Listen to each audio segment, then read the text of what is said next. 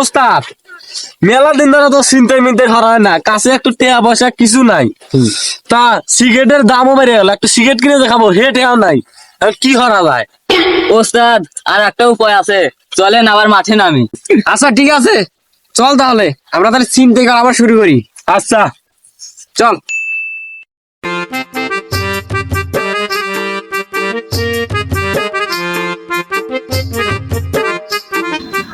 এ হে ওস্তাদ, আমরা তো চিন্তাই করবো, আমার কাছে তো চাকু বন্দুক কিছুই নাই, আমার কাছে মানুষ ভয় করবে কি দেখে।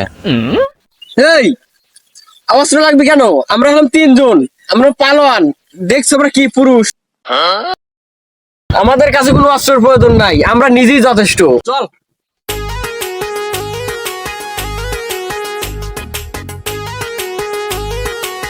এই তোরা এখানে দাঁড়া, এটা তো রাস্তা, এখান থেকে কেউ না কেউ অবশ্যই আসবে, রাস্তার পাশে সবাই আশা করে অবশ্যই কেউ আসবে। ওস্তাদ ও দেখেন, ও যে একটা লোক আসছে, তাহলে ওরে দিয়ে শুরু করি।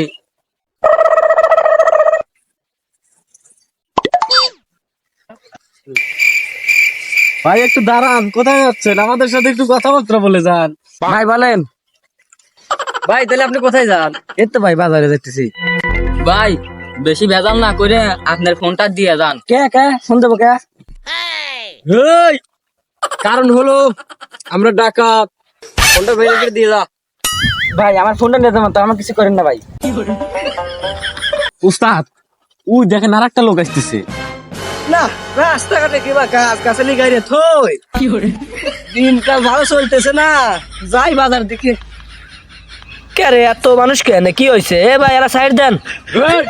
যা কিছু সব ভাই ধর। ভাই ভাই আপনারা কারা? ডাকাত দেখি মনে হয়। আপনার ডাকাত?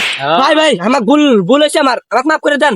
আমার কাছে তো বেশি কিছু নাই, এই একটা জিনিস আছে, এই যে তোরে।